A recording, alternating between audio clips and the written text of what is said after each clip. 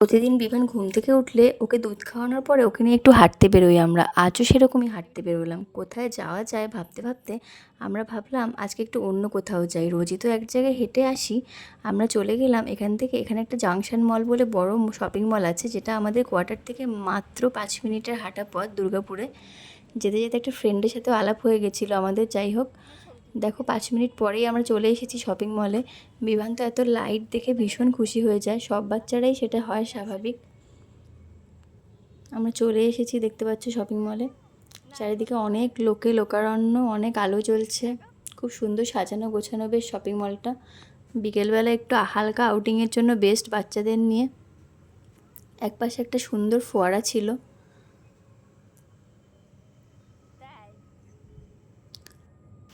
দেখছো ফোয়ারাটা কি সুন্দর। দেখো বন্ধুরা, ফোয়ারাটা বেশ সুন্দর জল পড়ছে, কি সুন্দর লাইটিং করা আছে। আবার এর সামনে একটু ফটোশ্যুটও করে নিলাম আমি আর বিভান। বিভান মোটেই ফটোশ্যুট করতে চায় না, তবু ওকে নিয়ে একটু দাঁড়ালাম জোর করে, যাতে একটা ভালো ফটো অন্তত হয় ওর আর আমার।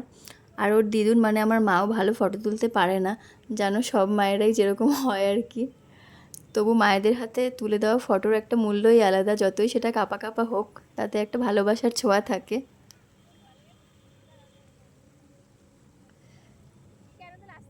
দেখছো বিমান সিঁড়ি দিয়ে একবার উঠছে আর একবার নামছে। ও ভাবছে কখন সিঁড়ি দিয়ে গট গট গট গট করে উঠে যাবে।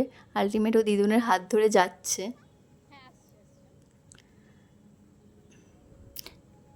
এরপরে আমরা চলে যাই ওর পছন্দের একটা কর্নারে, সেটা হচ্ছে বাচ্চাদের কারগুলো যেখানে থাকে সেই জায়গাটাতে। ও ভীষণ ভালোবাসে এই কারগুলো চড়তে।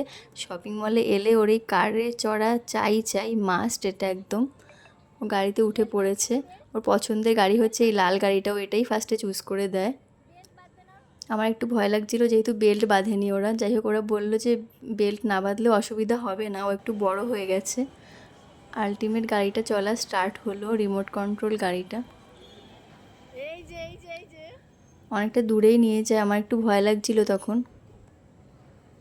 আমিও সাথে সাথেই ঘুরছিলাম। তুমি কোথায় যাচ্ছ গাড়ি করে? তুমি কোথায় যাচ্ছ গাড়ি করে? অফিসে? আমাকে তুমি নেবে না? আমাকে একটু নিয়ে যাও। তুমি আমাকে না নিয়ে চলে যাচ্ছ? আমি ওকে, তুমি তো আগেই বসে গেলে, আমাকে তো তুমি নিলে না। Tata tata. এরকম প্রায় 6টা রাউন্ড ঘোরার পরে আলটিমেট ওর গাড়িটা এসে ল্যান্ড করলো। ও এই গাড়িটা থেকে নামার পরে ওই যে ব্লু কালারের একটা গাড়ি দেখছো, ওই গাড়িটাতে আবার চড়তে চাইছিল, বাট ওর ফার্স্ট চয়েস ছিল ওই রেড গাড়িটাই। আমি প্রথমে ব্লু কালারের গাড়ি তোকে চড়তে বলেছিলাম।